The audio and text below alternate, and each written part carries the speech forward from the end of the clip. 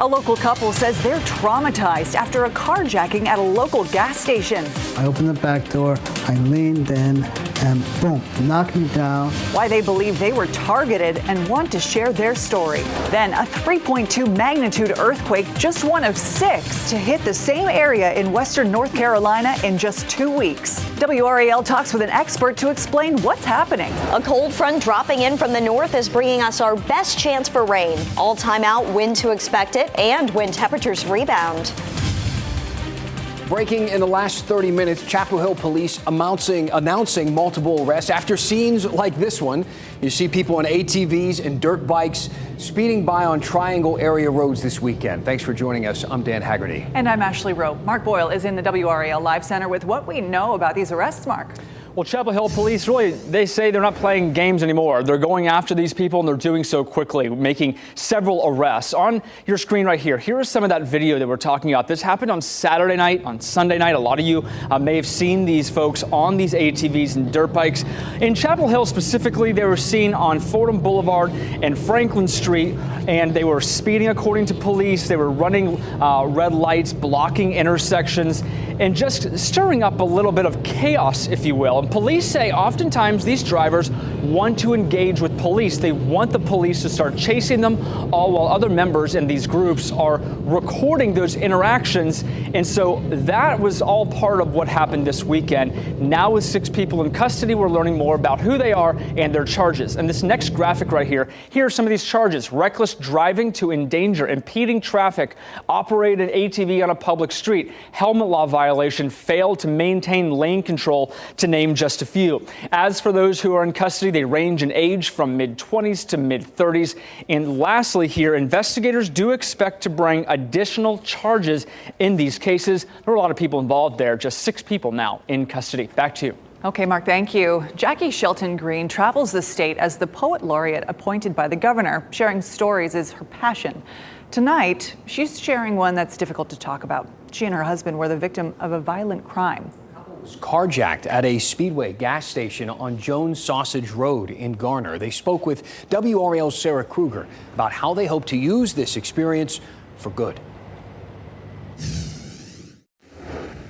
The couple stopped at this gas station, traveling from their home in Mebane on the way to Ocracoke. Jackie Shelton Green went inside and her husband got out of the car to look for something in the back seat. Next thing he knew, he was slammed to the ground. My desire is that this young man be apprehended.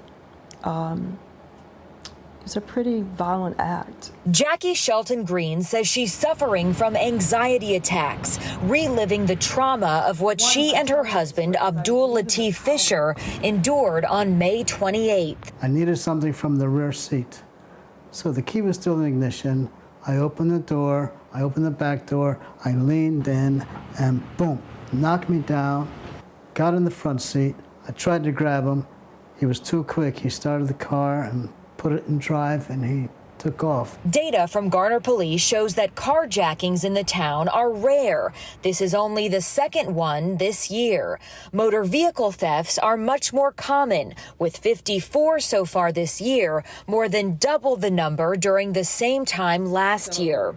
Because Shelton Green shares stories for a living as the state's poet laureate, she also wanted to share this one. Because I believe in the power of utterance. I believe in the power of speaking truth into existence. She wants to shine a light on mental health and normalize seeking help, which she and her husband are doing with plans to go to trauma therapy.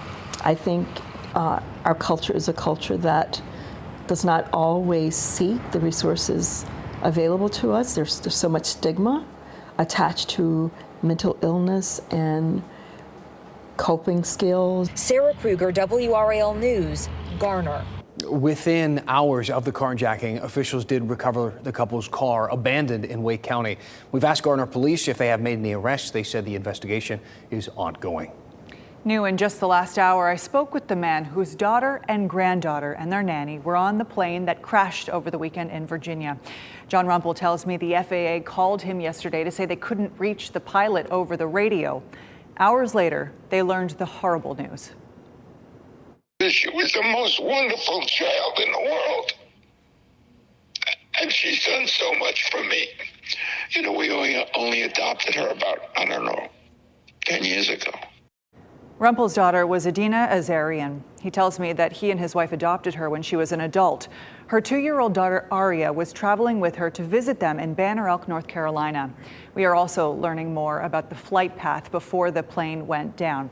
So this is the flight path. The plane took off from Elizabethton, Tennessee, and it was heading for Long Island, New York. When it got to Long Island, though, the jet never actually made it. It turned around and then flew toward D.C. This caused officials to intercept it with 2 fighter jets. The military pilots determined the pilot was not responsive, and then it crashed. You're going to hear a lot more of my interview with Mr. Rumpel coming up tonight at 10 o'clock on Fox 50 and at 11 here on WRAL. Heartbreaking for that family.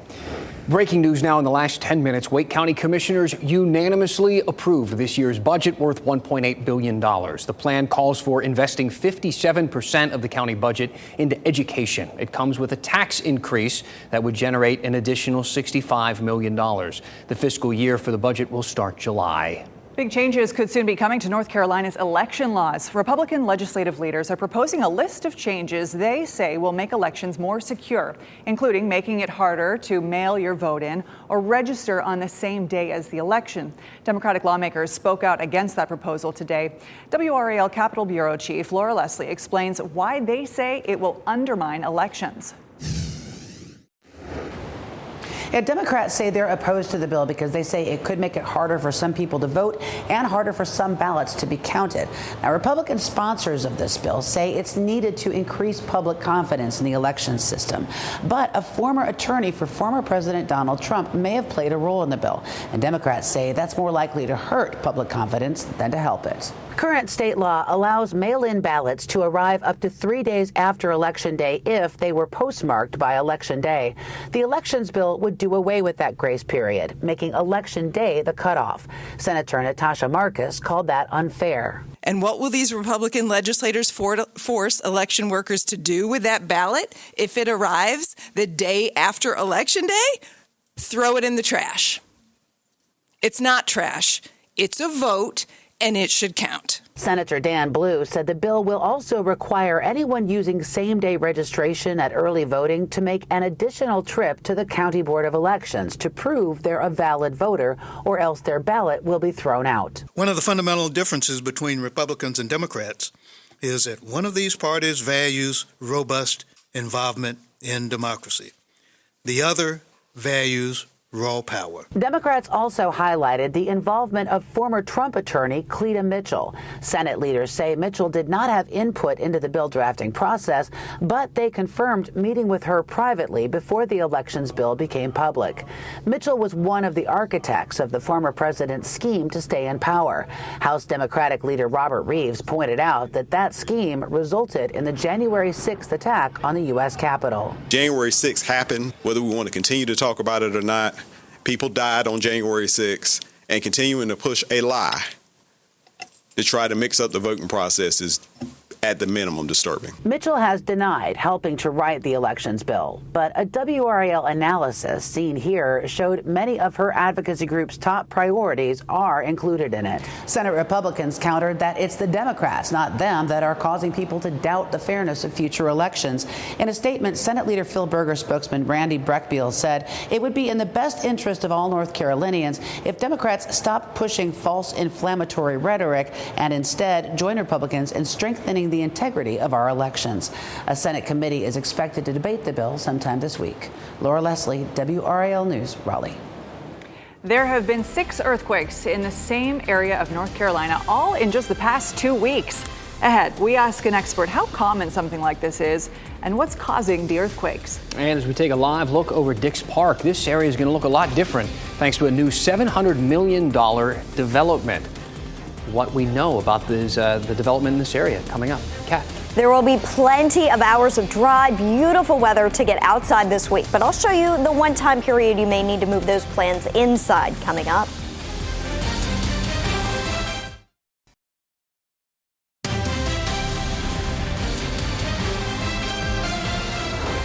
A A company that contaminated the water for hundreds of thousands of people in North Carolina will be paying $1 billion as part of a settlement.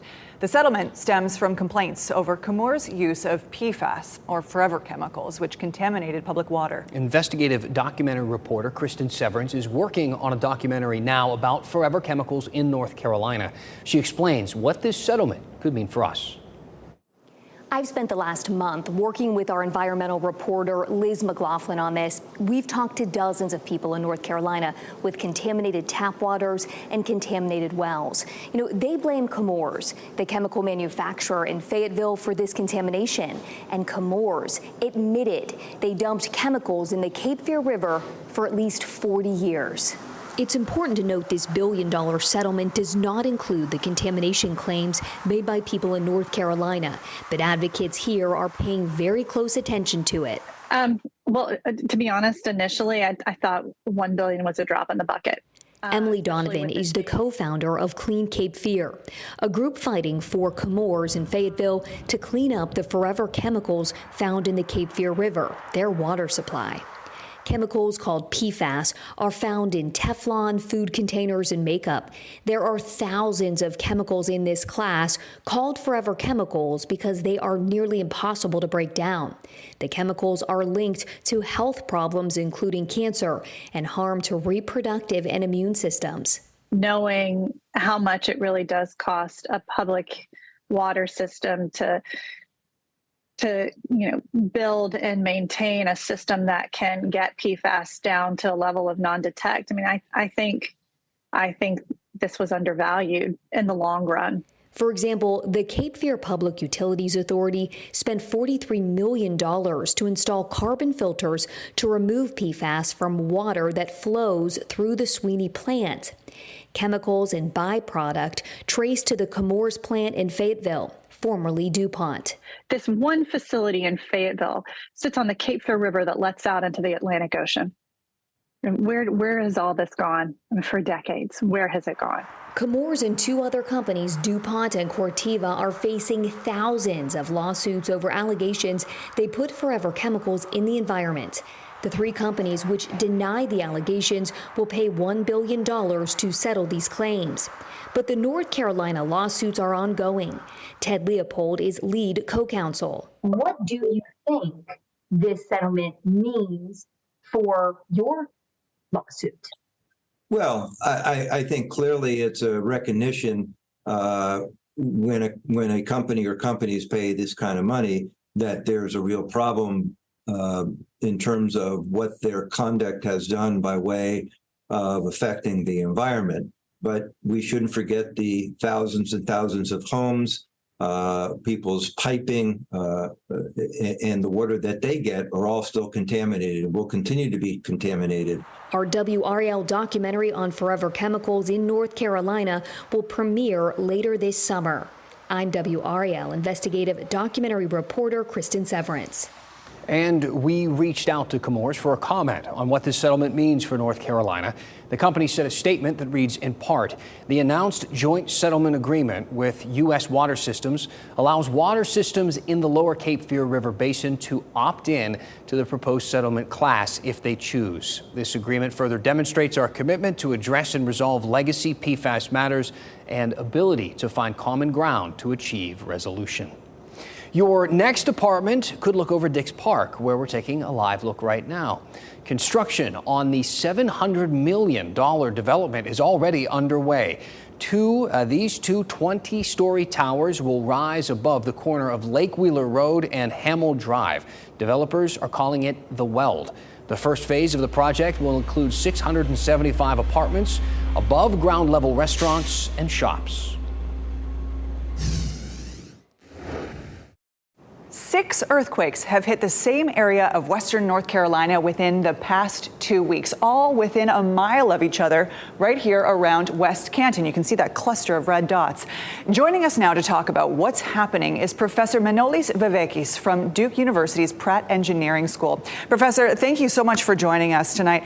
No reports of damage from these earthquakes, but help me understand here. North Carolina is not considered a seismically active area, to my knowledge, yet there have been 6 of these in 2 weeks. So what could be going on? Good afternoon, and thank you very much for having me. Indeed, so although North Carolina is not considered to be a traditionally seismogenic area like California or the West Coast, there are earthquakes happening historically in the area. Especially on the West Coast, on the west of the state, we do have old fault lines that experience from time to time some minor earthquakes. These are 6 earthquakes that are below what we consider destructive earthquakes, like they are magnitude 3.5 or less. It is not uncommon, historically speaking, for this area to give this type of earthquakes. We have every 30 or 40 years, we have similar activity. We had a similar cluster, in fact, of magnitude 4 earthquakes that happened in 1957. I think we had 3 or 4 recorded within a 6-month period. So I do need to point out that although North Carolina is not considered to be a seismogenic area, we do have fault lines, and historically speaking, we do have earthquakes happening in the state. Nothing major to be concerned about if you're living in this area, and nothing to have to worry about preparing for. I wouldn't be concerned. I would definitely, as I said, exercise common sense and precaution. We do have a good seismic code in our buildings. North Carolina has state agencies taking care of all the inspections. We shouldn't be panicked or anything, but due diligence, common sense, and precaution should always be applied. Mm-hmm. Professor, thank you so much for joining us here tonight.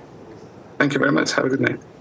Interesting to hear from an expert after 6. Yeah, a lot of people out there wondering about that. As we take a live look at White Lake, a sunset over the lake looking beautiful tonight. Meteorologist Kat Campbell with a look at Lake Gaston, where a little bit of the same. We're just thinking about the lakes here. It's such a beautiful evening to maybe be out on the water. We have seen some boats parking here at the Point Restaurant. You can see a couple of pontoons there this evening. It's beautiful outside. It's been a warm day. The humidity's been low, dry weather locally. We are looking ahead to a chance for rain, though, as we get into Wednesday. Up until Wednesday, though, and even after Wednesday, we've got mainly dry weather. So if you have a garden going, I just got my peppers going and planted yesterday from the farmer's market, you may want to do some watering this week. At least pick one other day in addition to Mother Nature's rain and watering for you on Wednesday. Outside right now, we're not seeing any rain on the radar. And I wanted to mention this because earlier today, the Storm Prediction Center did have the western part of our viewing area included just right on the line of the level 1 threat. That's backed off toward the mountains, the foothills, and we're not expected to see any severe weather here this evening. Looking ahead to Wednesday, though, we're going to be watching a cold front dropping in from the north as it moves into our area. At this point, I've been looking over the storm ingredients. It looks like it's mainly going to be rain. That could change. We'll get in a high-resolution model this evening that meteorologist Mike Mays will look over. He'll let you know if that changes. But for now, it looks like the best chance of any thunderstorms with this system would be closer to the coast. Behind the front, we've got air that's a little cooler. I use the term cooler loosely this time of year. Upper 70s. It's still going to be warm out, but no upper 80s like what we'll see tomorrow. And the best part, the air is going to be very dry behind the front. The humidity very low for June. Tomorrow, it's a nice day. It's going to be hot, but still not humid. 88 in Raleigh as well as Durham and Rocky Mount. 89 in Southern Pines. We could hit 90 in Fayetteville tomorrow. It's going to be a warm day. Even in the morning, temperatures start out in the mid-60s. If you're headed out for your morning walk or bike ride, by noon, we should be up into the lower 80s, warm at lunchtime, and then during the afternoon, that's when we'll be in the mid to upper 80s throughout the afternoon and evening hours. Town by town tomorrow, temperatures are going to be in the mid to upper 80s, as I mentioned, but let's look at the difference on Wednesday. With the cold front dropping in from the north, you can see this big range of temperatures in the area. We start to cool off a little bit earlier in our northern counties, later in our southern counties, where that cooler and drier air doesn't arrive until Thursday. Tomorrow is the hottest day of the week, at least. Once we get to the weekend, we're going to warm right back up into the upper 80s. Wednesday will be our day of change as the cold front moves through. Low temperatures in the mid 50s behind this. We're going to see some really, really gorgeous weather Thursday and Friday. So I highly recommend making some outdoor plans. The weekend doesn't look too bad. A few hit or miss storms on Sunday. Not much to complain about. Thanks, Kat. A country music star who calls North Carolina home sold so many tickets, he had to add more shows. Where you can see Luke Combs play live and when tickets go on sale. Ahead.